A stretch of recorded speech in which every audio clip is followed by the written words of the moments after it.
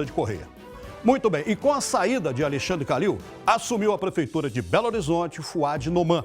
Ele tem uma longa carreira do serviço público, está aqui do nosso lado. Agora, vamos conhecer um pouco da trajetória dele. Pode balançar. Fouad Noman nasceu em Belo Horizonte, é casado, tem 2 filhos e 4 netos. Formou-se em Ciências Econômicas, tem pós-graduação em Programação Econômica e Execução Orçamentária e é doutor honoris causa pela Universidade Estadual de Montes Claros. Ingressou no serviço público como funcionário de carreira do Banco Central do Brasil. Trabalhou no Tesouro Nacional, foi secretário executivo da Casa Civil da Presidência da República, diretor do Banco do Brasil e presidente da Brasilprev. Foi consultor do Fundo Monetário Internacional para o governo de Cabo Verde. No governo de Minas, foi secretário de Fazenda, secretário de Transporte e Obras Públicas, secretário extraordinário da Copa do Mundo, presidente da Gasmig e secretário extraordinário para a coordenação de investimentos. Na Prefeitura de Belo Horizonte, foi nomeado pelo prefeito Alexandre Calil como secretário de Fazenda, cargo que exerceu de 2017 até 2020, ano em que foi eleito vice-prefeito da capital. Só isso tudo, prefeito? Bem-vindo ao Balanço Geral. Só obrigado. Isso tudo? 50 anos de serviço público, né, Tramonte? Tem uma história aí grande para contar e eu queria que o povo de Belo Horizonte me conhecesse, porque, de fato, eu fui eleito vice-prefeito, né? O povo não me elegeu prefeito, mas a minha situação de vice me leva à condição de prefeito. Então, a primeira coisa que eu queria, Tramonte, Sim. usando o seu programa, essa audiência maravilhosa que o Balanço Geral tem em Minas Gerais, em Belo Horizonte, inclusive, é olhar para mim e dizer assim, bom, esse é um mineiro de Belo Horizonte que ama essa cidade, que gosta daqui e que quer fazer o melhor possível para o povo de Belo Horizonte. Esse que é meu desejo. Ô, prefeito, agora me diga, como é que o senhor pegou a prefeitura? Como é que está hoje a prefeitura do jeito que o senhor recebeu? Bom, a prefeitura, na realidade, é um trabalho de 6 anos e 3 meses, em que eu participei desde o primeiro momento, junto com o prefeito Calil, e foi feito um planejamento, um trabalho, inicialmente, na Secretaria da Fazenda. Nós conseguimos equilibrar as contas, pagar todas as dívidas que tinha. Essa é uma característica de Belo Horizonte, não deve nada para ninguém.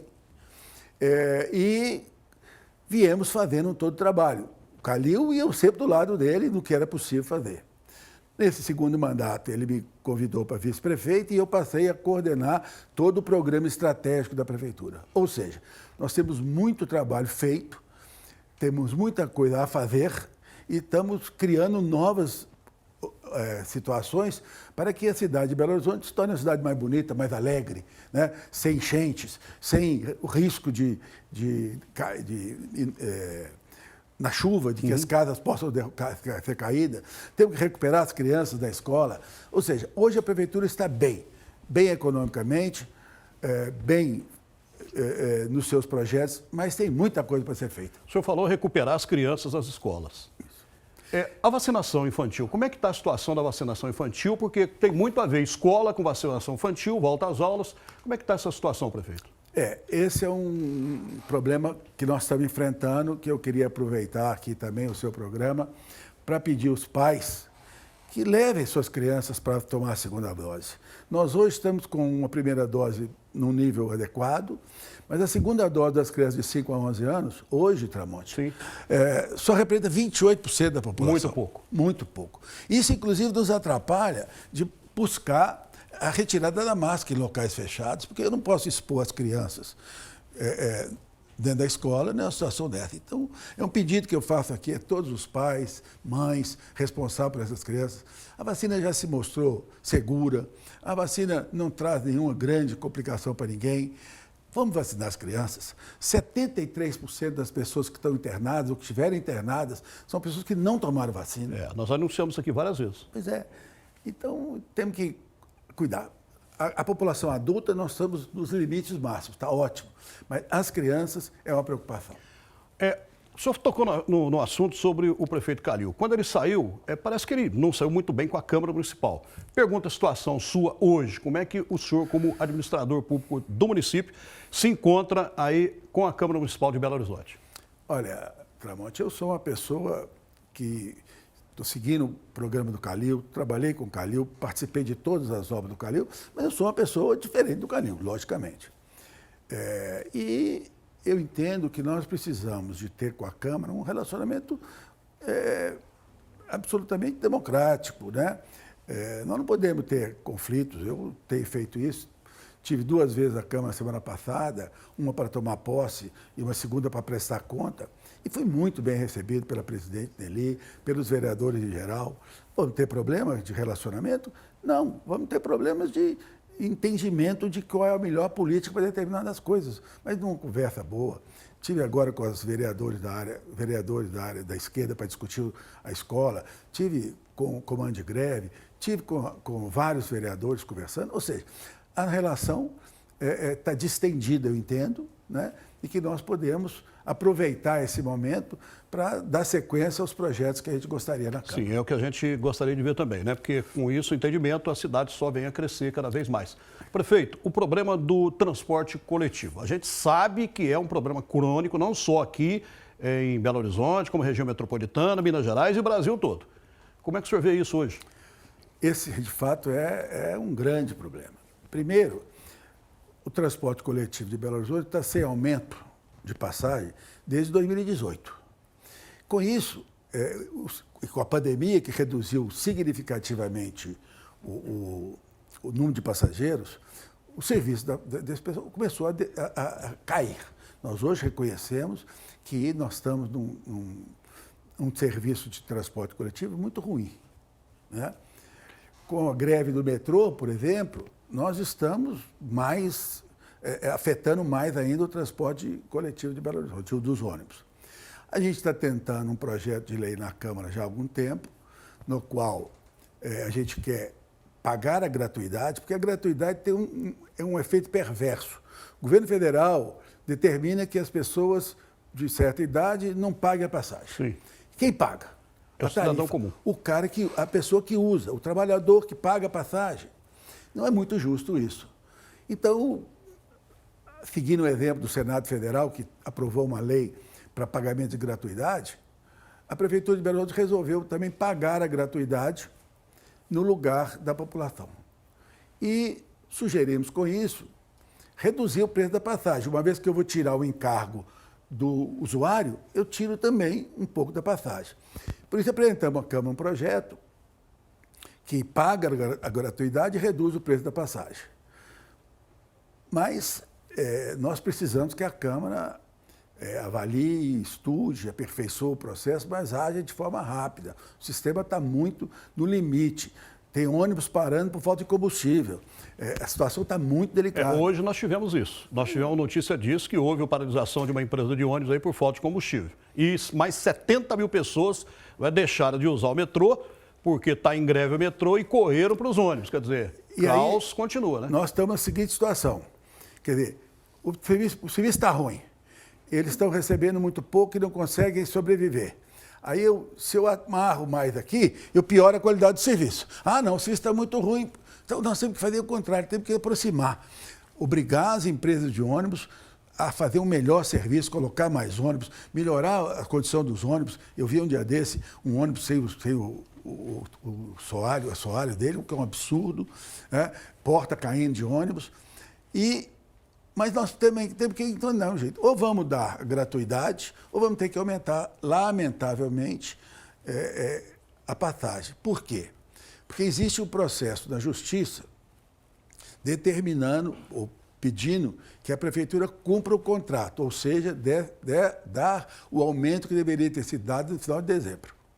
Nós conseguimos, na Justiça, suspender essa decisão para tentar negociar com a Câmara isso. Entendi. Mas o juiz pode, a qualquer momento, tomar a decisão. Determinar. E se ele mandar, eu sou obrigado a pagar. E isso, com dor no coração, com uma tristeza muito grande com o trabalhador que precisa pagar a passagem. A passagem pode sair de R$ 4,50 e para R$ 5,75. É um número absurdo. Mas, ou nós arrumamos de um jeito, dando a gratuidade, podendo reduzir o preço da passagem, ou podemos ser surpreendidos pela Justiça aí, mandando um preço mais alto. Prefeito, essa paralisação dos professores da rede municipal, como é que o senhor tem dialogado com esse pessoal? O que o senhor acha que pode acontecer? Esse é outro problema gravíssimo, né? Nós passamos 2 anos com as crianças fora da escola e nesse ano em que nós temos a oportunidade de voltar da escola, nós estamos com a paralisação já há mais de 20 dias. Nossa equipe vem conversando muito com o comando de greve, apresentamos uma proposta, eles foram contra, apresentamos uma segunda proposta, eles não aceitaram, apresentamos uma terceira proposta, eles também ainda não se manifestaram.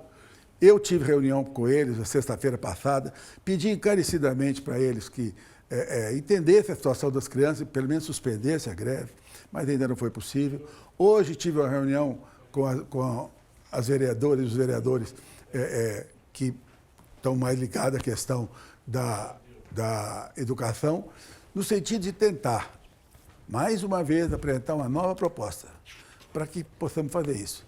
Nós temos um respeito muito grande pela categoria do professor, sabemos a importância dele na vida das pessoas, mas a prefeitura tem um limite. E eu preciso que o sindicato caminhe. Nós já demos 3 passos, eles não deram nenhum ainda. Precisamos chegar num acordo, precisamos de encontrar soluções dentro de uma mesa de negociação em que todo mundo cede um pouquinho, nós já cedemos 3. Agora eu espero que o sindicato... Hoje nós temos mais uma reunião, agora deve estar acontecendo daqui uma hora, uma outra reunião da nossa equipe com o sindicato para apresentar uma nova versão do que podemos fazer. Eu faço um apelo aqui a todos os professores, todos os sindicatos, os representantes do sindicato. Vamos discutir essa questão, mas vamos pôr as crianças na escola? Não pode as crianças ficarem desse jeito. Prefeito, as pessoas estão falando sobre moradores de rua, né? Que realmente aumentou por causa da pandemia, muita gente aí perdeu o emprego, muita gente acabou saindo de casa, não tem como pagar aluguel. Como é que o senhor vê isso hoje? Realmente aumentou, não é isso? É verdade. Você só me faz pergunta difícil, hein, Tramonte? Porque... Mas a resposta pode ser boa também, viu, prefeito? Pode. Morador de rua é um problema grave. Não é um privilégio de Belo Horizonte. O mundo inteiro tem isso. Nova York mostrou num filme lá da premiação do Oscar a situação de Nova York, São Paulo, Rio de Janeiro, todo lugar. E Belo Horizonte não pode ser diferente. A única diferença é que em Belo Horizonte nós é que temos a responsabilidade de resolver. E nós vamos fazer isso. A primeira coisa que nós estamos fazendo é começar uma grande pesquisa de mapeamento das pessoas. Por que elas estão na rua? Qual é a motivação dela? Porque para cada caso, você tem a pessoa que é usuária de droga que não quer sair. Tem uma política para elas. A pessoa veio do interior e não tem onde morar. Tem que ter uma política para eles. Tem pessoas que têm família, que têm moradia, mas preferem ficar na rua. Pois é. Então, para essas pessoas, nós entendendo, descobrindo exatamente o perfil, nós podemos definir uma política para cada um. Agora, isso não é uma coisa rápida, não é uma coisa urgente. Quer dizer, é urgente para nós, mas o processo não pode ser urgente para evitar que a gente faça qualquer tipo de ato que possa atentar contra a dignidade humana dessas pessoas, que nós temos que, antes de tudo, respeitar, né? Nós precisamos de respeitar as pessoas, seja ela moradora de rua ou não. O fato dela estar morando na rua não tira dela a dignidade de ser humano. Então, nossa principal preocupação vamos respeitar essas pessoas, as suas dificuldades. Pouca gente está ali porque quer, a maioria não está porque quer. Então, vamos ter que dar a mão para essas pessoas. Realmente, são irmãos do mesmo jeito, né? Bom, prefeito, só tem aqui 2 livros, eu achei interessante aqui. Esse aqui é o Amargo e o Doce, né? Isso. Esse aqui já foi lançado em 2017, é isso? Isso. É o Amargo e o Doce. Dá para fechar aqui? Isso. E agora esse aqui, que o senhor não lançou ainda, que chama a Cobiça, né? Parece que teve um problema aí da pandemia que o senhor acabou não lançando esse livro aqui. E aí? Tem mais um para lançar também, né? Tem. Não tem tempo para escrever ainda? Eu fico tão preocupado com as coisas, eu acabo não dormindo. Será que não é a esposa que escreve? Aí senta e vai escrever. Não é a esposa que está escrevendo? Não, essa hora está dormindo. Ah, tá bom. O que está no prelo agora, gente, espero que mais uns 2 meses ele possa estar pronto. É um terceiro livro, são todos umas novelas assim, absolutamente de ficção, que conta um pouco da história do interior de Minas, né? Isso é bom demais. Aquele tempo dos coronéis, aquele tempo dos cacheiros viajantes. Tem uma história aí por trás, eu acho que é muito legal, as pessoas têm me dado um bom feedback, mas eu quero dizer que, antes de tudo, que eu não posso me considerar um escritor. No máximo, eu sou um escrevedor. Escrevedor, tá bom. Prefeito, eu vou deixar aqui as câmeras à sua disposição para as considerações finais. Ótimo. Tá bom. Em primeiro lugar, muito obrigado pela sua atenção de me convidar para estar no seu programa. Como eu disse no início, o meu objetivo é que as pessoas possam me conhecer a minha história. Você fez uma breve apresentação, breve não, uma longa apresentação do meu currículo. De fato, eu tenho uma história grande no serviço público, passei a minha vida praticamente toda dedicando ao serviço público e acabei chegando à Prefeitura de Belo Horizonte. Por favor, conheça a minha história e me ajude a governar Belo Horizonte, porque eu quero Belo Horizonte uma cidade de povo, uma cidade alegre, uma cidade florida, uma cidade em que as pessoas acordem de manhã, no domingo, e saibam o que tem que fazer, porque a Prefeitura possa proporcionar. Vamos criar uma cidade boa, nós temos 2 anos e 9 meses para governar, eu espero que a gente possa terminar esse mandato com uma cidade muito melhor para todos nós. Muito obrigado. Eu que agradeço, muito obrigado a sua vinda aqui, leve o nosso abraço aí, muito obrigado mesmo e nos encontramos lá no Olga qualquer dia. Se Deus quiser. Grande abraço. Um abraço, obrigado.